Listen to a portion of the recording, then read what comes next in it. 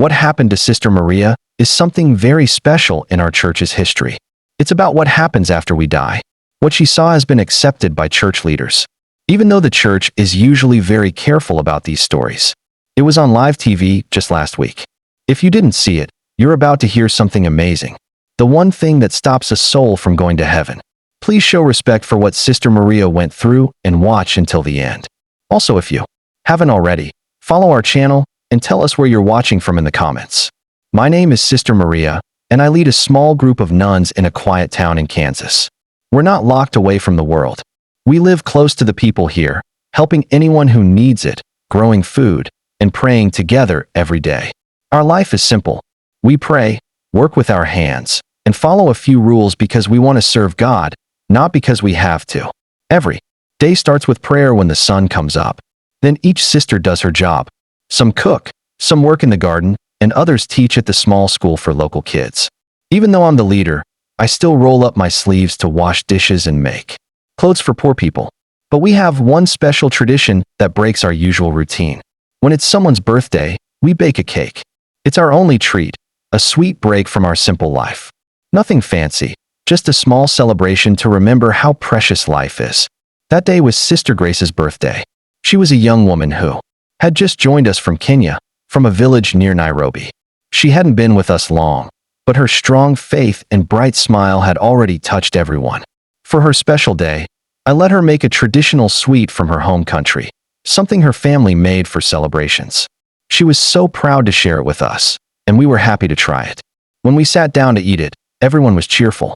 We prayed together like always, and I took the first bite. It was delicious, with spices I'd never tasted before. But within minutes, something went wrong. My throat started tingling, then my chest felt tight. I tried to breathe deeply, but no air seemed to come in. My heart started beating very fast, like a drum gone wild. I tried not to let the sisters see. I didn't want to scare them. I kept telling myself it would pass.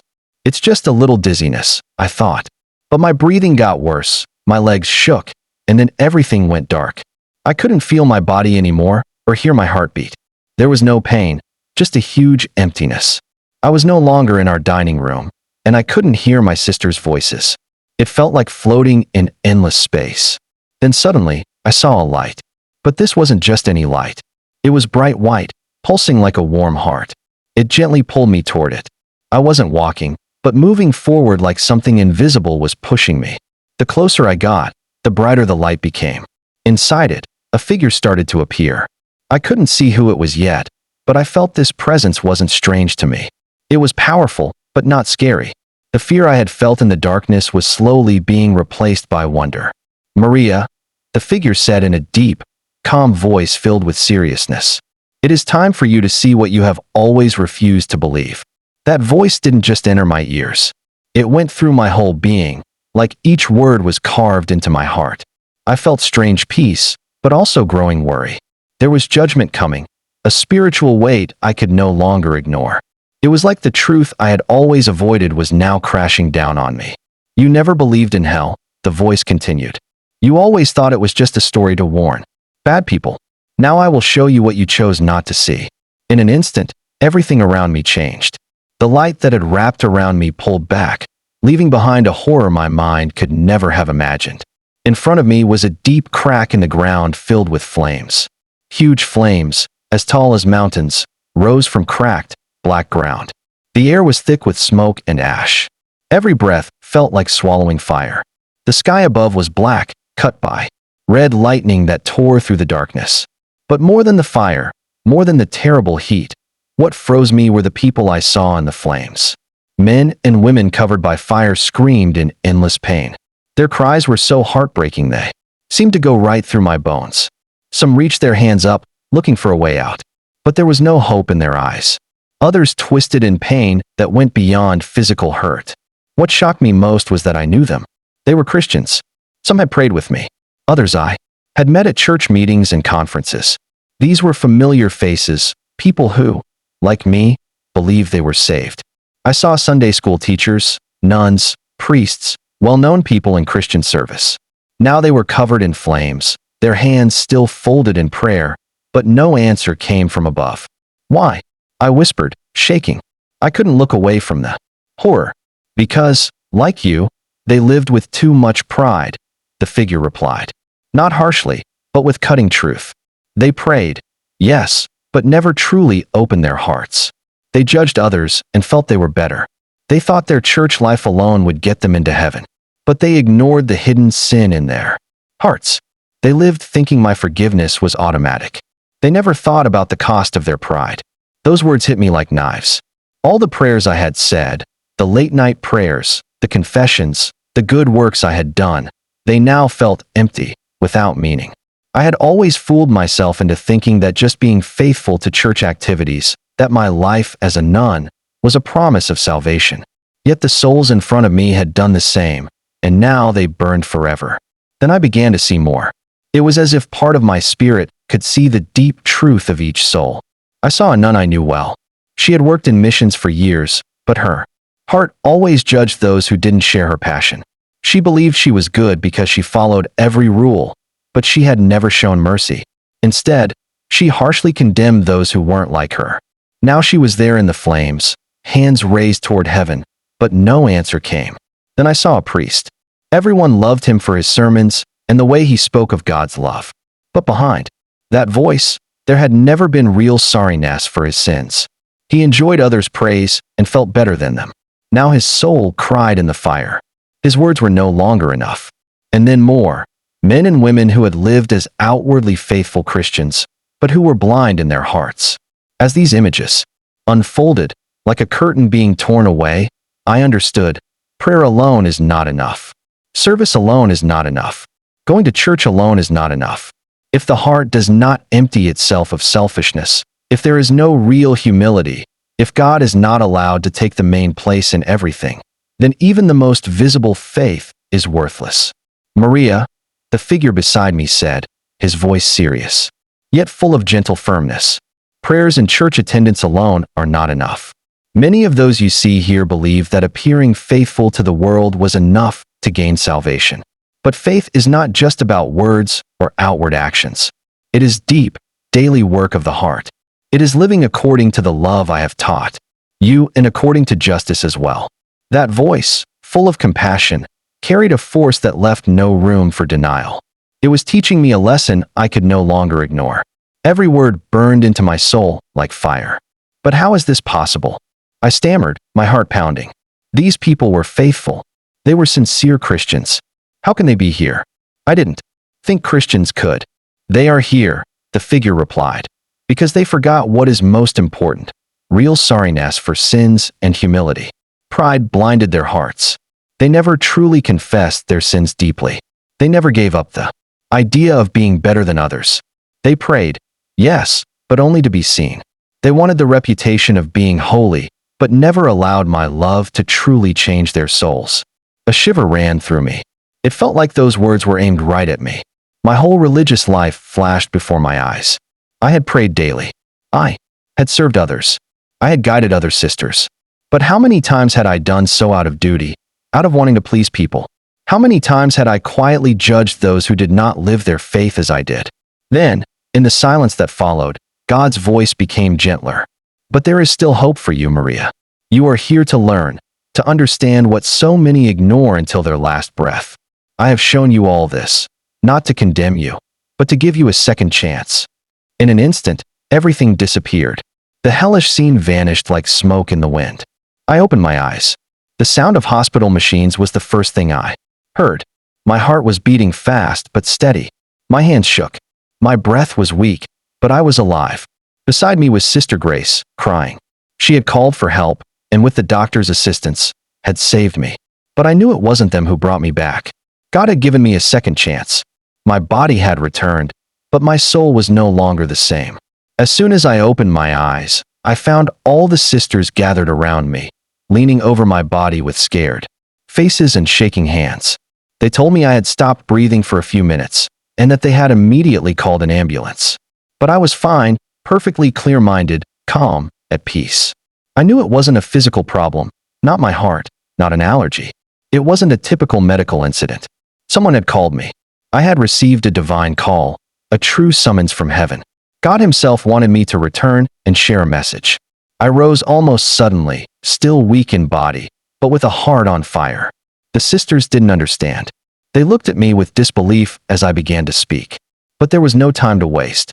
I hurried to call my superior, a bishop in our area, and asked for an urgent meeting. I wouldn't wait even a day.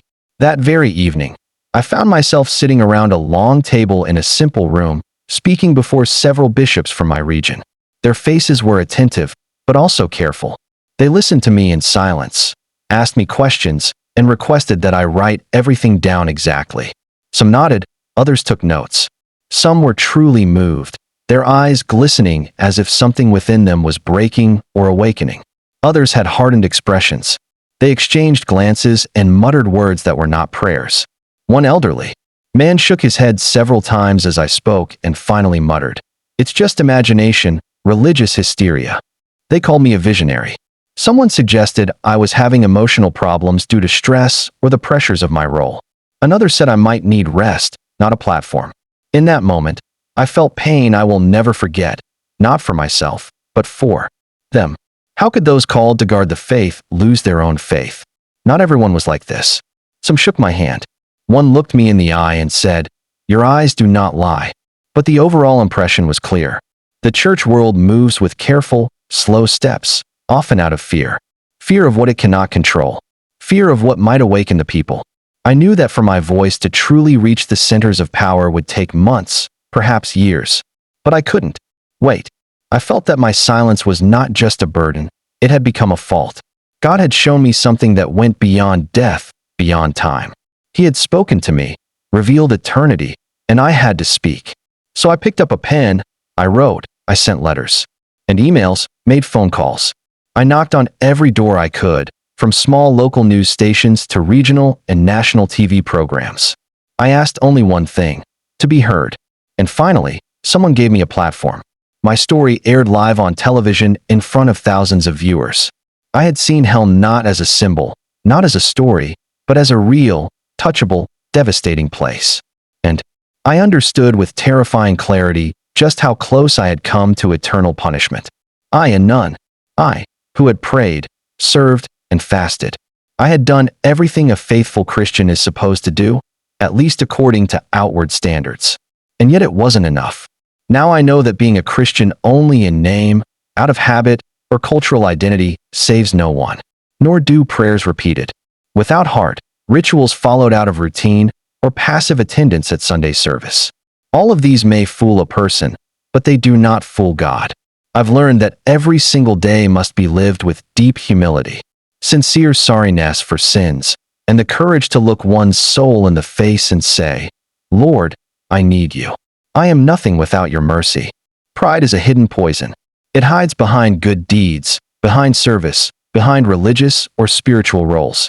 But it is pride that I saw nail so many souls to hell. Christian souls, souls who thought they were saved. Now every prayer I say has different weight. It is no longer an empty gesture. It is a cry from the soul. Each day I live with the awareness that nothing is guaranteed, that salvation is a gift to be guarded carefully, not a medal to be worn with vanity. Faith is not a flag to wave. It is a path to walk on one's knees with a listening heart, with hands raised toward heaven. I know I am not perfect, and precisely because of that, I know that every day I must fight against myself. I know that my salvation does not depend on what I say to others, but on what I allow God to say to me in silence. Believing is not enough. Praying is not enough. Saying, "Lord, Lord," is not enough. True faith is constant change.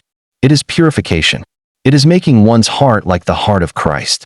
Now that you know what I have seen, now that you have heard what was shown to me, you too have a responsibility. Because silence is guilty. Because it's not enough to listen and turn the page. If you don't share this message, who will?